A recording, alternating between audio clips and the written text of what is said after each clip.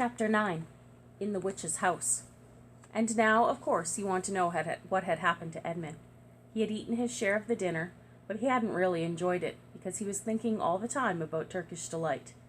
And there's nothing that spoils the taste of good, ordinary food half so much as the memory of bad magic food.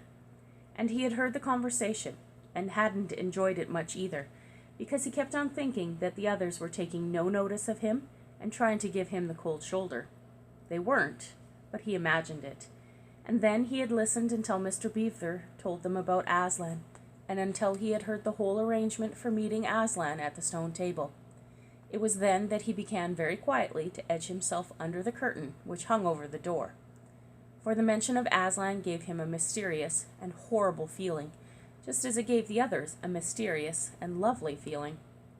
Just as Mr. Beaver had been repeating the rhyme about Adam's flesh and Adam's bone, Edmund had been very quietly turning the door handle, and just before Mr. Beaver had begun telling them that the White Witch wasn't really human at all, but half Djinn and half giantess, Edmund had got outside into the snow and cautiously closed the door behind him.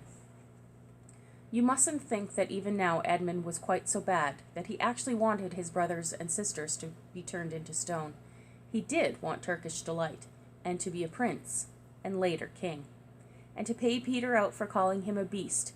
As for what the witch would do to the others, he didn't want her to be particularly nice to them, certainly not to put them on the same level as himself. But he managed to believe, or pretend he believed, that she wouldn't do anything very bad to them. Because, he said to himself, all these people who say nasty things about her are her enemies, and probably half of it isn't true. She was jolly and nice to me anyway, much nicer than they are. I expect she's the rightful queen, really. Anyway, she'll be better than that awful Aslan. At least that was the excuse he made in his own mind for what he was doing.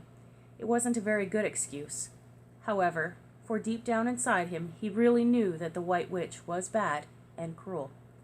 The first thing he realized when he got outside and found the snow falling all around him was that he had left his coat behind in the beaver's house. And of course there was no chance of going back to get it now. The next thing he realized was that the daylight was almost gone, for it had been nearly 3 o'clock when they sat down to dinner, and the winter days were short. He hadn't reckoned on this, but he had made the best of it, so he turned up his collar and shuffled across the top of the dam. Luckily it wasn't so slippery since the snow had fallen, to the far side of the river. It was pretty bad when he reached the far side. It was growing darker every minute, and what with that and the snowflakes swirling all around him, he could hardly see 3 feet ahead. And then, too, there was no road. He kept slipping into deep drifts of snow, and skidding on frozen puddles, and tripping over fallen tree trunks, and sliding down deep banks, and barking his shins against rocks, till he was wet and cold and bruised all over. The silence and the loneliness were dreadful. In fact, I really think he might have given up the whole plan and gone back and owned up and made friends with the others, if he hadn't happened to say to himself, "When I am king of Narnia, the first thing I shall do will be to make some decent roads." And of course that set him off thinking about being a king and all the other things he would do, and this cheered him up a good deal. He had just settled in his mind what sort of palace he would have, and how many cars, and all about his private cinema, and where the principal railways would run, and what laws he would make against beavers and dams, and was putting the finishing touches to some schemes for keeping Peter in his place, when the weather changed. First, the snow stopped. Then a wind sprang up, and it became freezing cold. Finally, the clouds rolled away, and the moon came out. It was a full moon, and shining on all that snow, it made everything almost as bright as day. Only the shadows were really confusing. He never would have found his way if the moon hadn't come out by the time he got to the other river. You remember he had seen, when they first arrived at Beaver's, a smaller river flowing into the great lower one down. He now reached this and turned to follow it up, but the little valley down which it came was much steeper and rockier than the one he had just left, and much more overgrown with bushes, so that he could not have managed it at all in the dark. Even as it was, he got wet through, for he had to stoop under branches, and great loads of snow came sliding off onto his neck. and every time this happened, he thought more and more of how he hated Peter, just as if all of this had been Peter's fault. But at last he came to a part where it was more level, and the valley opened out.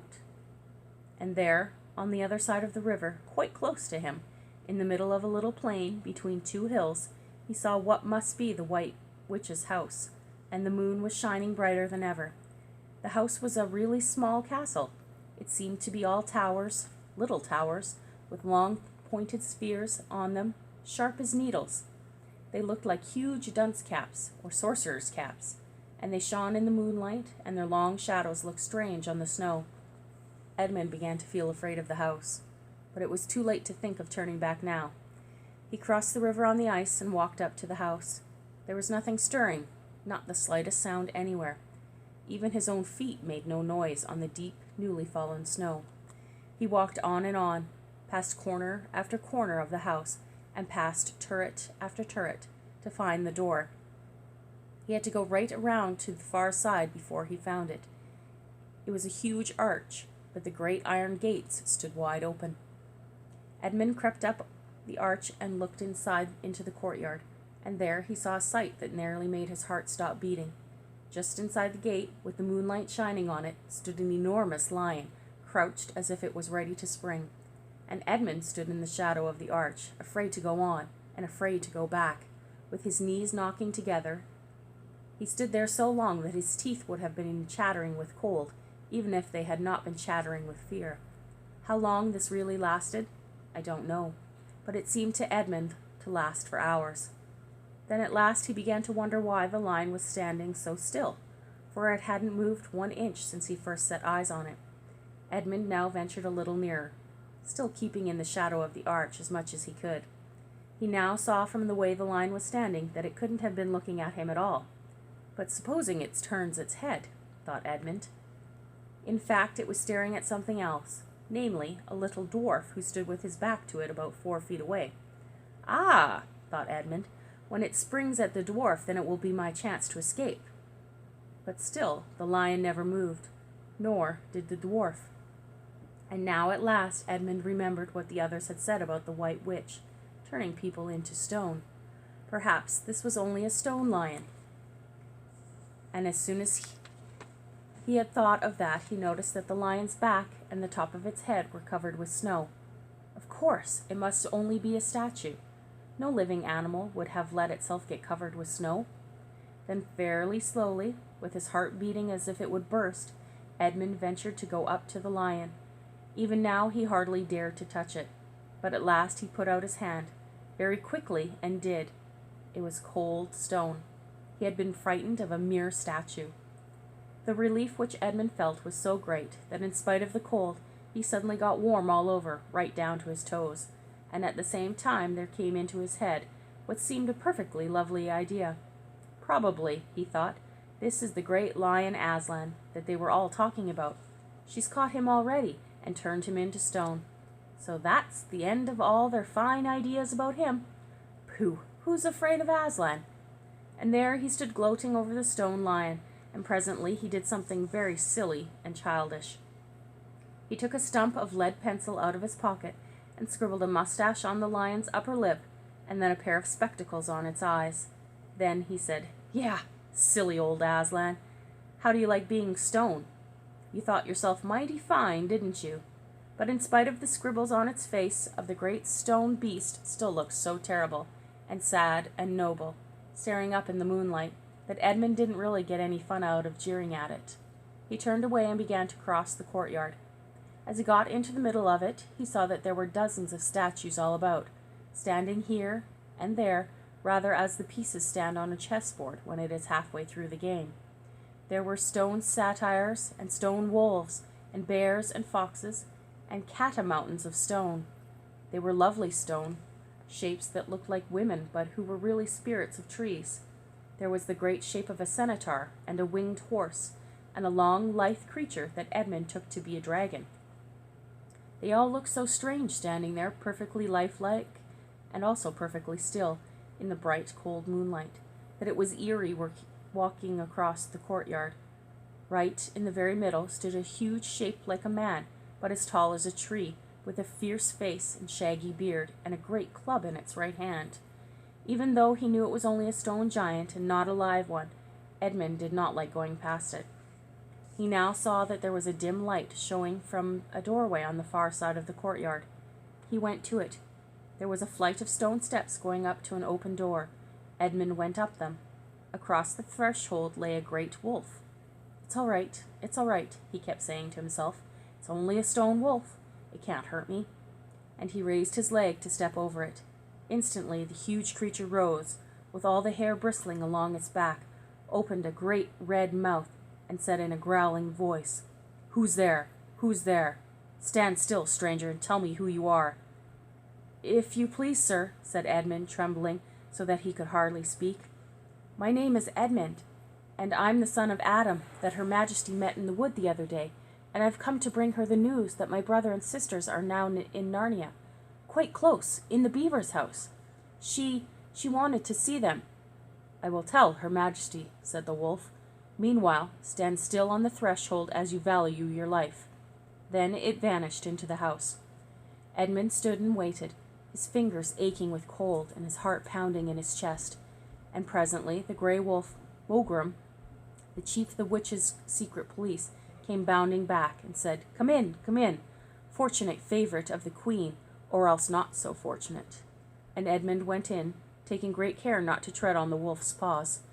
He found himself in a long, gloomy hall with many pillars, full, as the courtyard had been, of statues. The one nearest the door was a little fawn, with a very sad expression on its face, and Edmund couldn't help wondering if this might be Lucy's friend. The only light came from a single lamp, and close beside this sat the White Witch. "I'm come, your Majesty," said Edmund, rushing eagerly forward. "How dare you come alone?" said the witch in a terrible voice.